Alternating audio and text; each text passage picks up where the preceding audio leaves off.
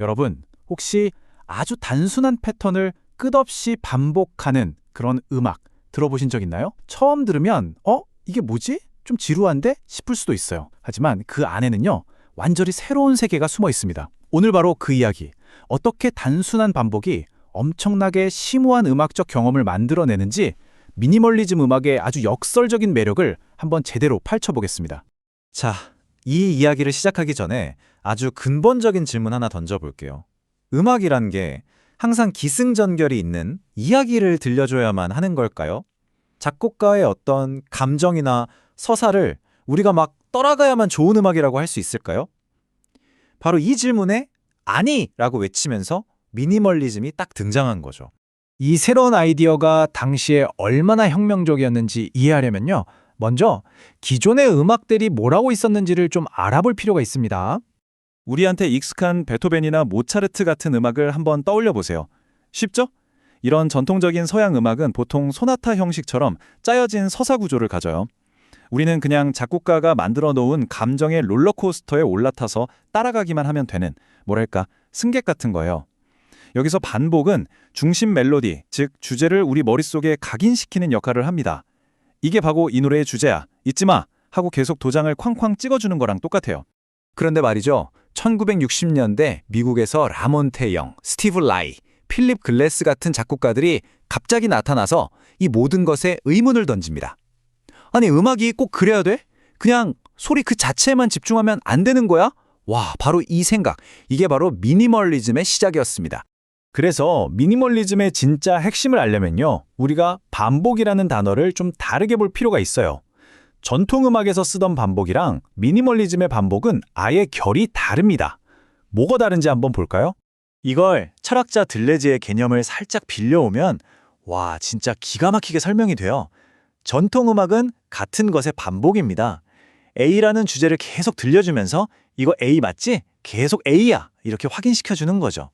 근데 미니멀리즘은 차이를 생성하는 반복으로 추구해요. 겉보기엔 똑같은 A가 계속 나오는 것 같은데 가만히 듣다 보면 그 반복 속에서 뭔가 미세하게 다른 점, 새로운 느낌, 즉 차이를 우리가 스스로 발견하게 만드는 겁니다.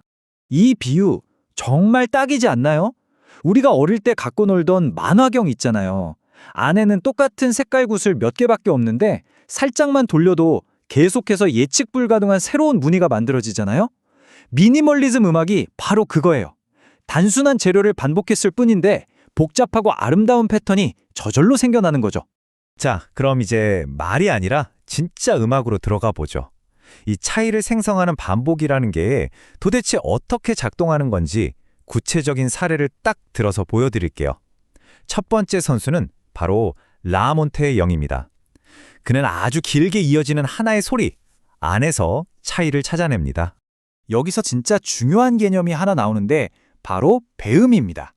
이게 뭐냐면요, 우리가 피아노에서 도 건반을 딱 하나 눌렀을 때 우리 귀에는 그냥 도 소리만 들리는 것 같잖아요. 근데 사실은요, 그 소리 안에 아주 희미하게 더 높은 여러 개의 음들이 숨어서 같이 울리고 있어요. 이 숨겨진 소리들, 이게 바로 배음이죠. 라메론테형의 작품은요, 이 배음을 탐험하는데 아주 완벽한 예시라고 할 수 있습니다. 악보를 보면 와, 이게 다야? 싶을 정도로 진짜 단순해요. 근데 바로 그 단순함 속에 소리의 우주가 숨어 있다는 거죠. 자, 상상해보세요. 연주자가 그냥 피아노 건반 2개를 누릅니다. 그리고 그걸 아주 오랫동안 그냥 누르고만 있어요. 처음에는 당연히 C랑 파샵 소리만 들리겠죠? 근데 시간이 좀 지나고 우리가 그 소리에 점점 집중하다 보면 신기한 일이 벌어져요. 우리 귀가 점점 예민해지면서 그 두 음이 서로 섞이면서 만들어내는 아주 미세한 떨림, 그 안에서 반짝이는 배음들의 변화 같은 것들이 들리기 시작하는 거예요. 그러니까 정리하자면 겉으로 보기엔 그냥 똑같은 소리가 쭉 이어지는 것 같지만 사실 그 소리 속에서는 배음들이 끊임없이 춤을 추고 있는 거예요. 우리는 그 소리 내부의 우주를 여행하게 되는 거죠. 이게 바로 하나의 소리를 길게 늘어뜨려서 그 안의 차이를 만들어내는 방식입니다. 자, 라몬체용의 하나의 소리 안으로 깊숙이 파고들었다면 스티브 라이히는 좀 더 활동적인 방법을 썼어요.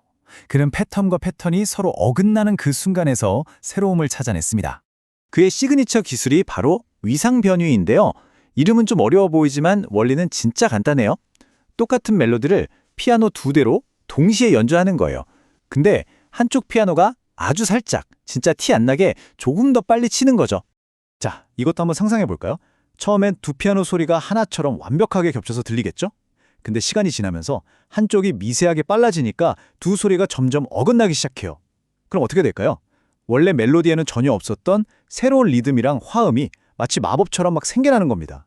이게 중요한 게 작곡가가 여기서 이런 소리를 내야지 하고 만든 게 아니라 이 어긋나는 과정 자체가 그냥 새로운 음악을 저절로 만들어내는 거죠. 이건 미니멀리즘 미술가 칼 앙드레가 미술관 바닥에 똑같은 벽돌을 쫙 깔아놓은 작품이랑 똑같은 맥락이에요. 그 작품을 보면서 이게 무슨 깊은 뜻이 있지? 라고 묻는 게 아니라 그냥 그 벽돌이라는 사물 자체, 그 질감, 그 배열을 느끼게 하는 거거든요. 라이의 음악도 똑같아요. 이 음악이 무슨 슬픈 얘기를 하는 거지가 아니라 방금 소리가 이렇게 변했네? 그 소리의 변화 과정을 실시간으로 경험하게 만드는 겁니다.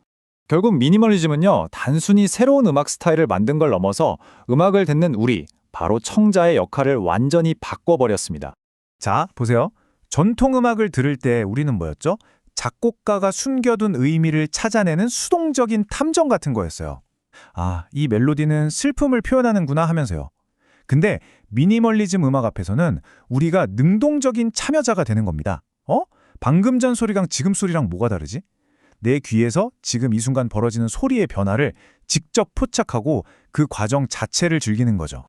그러니까 진짜 핵심은 이겁니다. 미니멀리즘은 머리로 분석하고 이해해야 할 이야기가 아니에요. 그냥 그 안에 들어가서 온몸으로 느껴야 할 하나의 소리 환경 같은 겁니다. 그 환경 속에서 소리가 어떻게 변화하는지를 직접 체험하는 것. 바로 그게 미니멀리즘을 듣는 방법인 거죠. 똑같은 게 계속 반복될 때 지루하다고 생각하는 대신 그 안에서 미세한 차이를 발견하려는 시도. 어쩌면 이건 그냥 음악을 듣는 법이 아니라 우리가 매일 반복되는 일상을 살아가는 태도에도 적용해 볼 수 있지 않을까요? 오늘 이 이야기를 들으신 다음부터는 여러분이 음악을 듣는 경험이 아주 조금이라도 달라졌으면 좋겠습니다.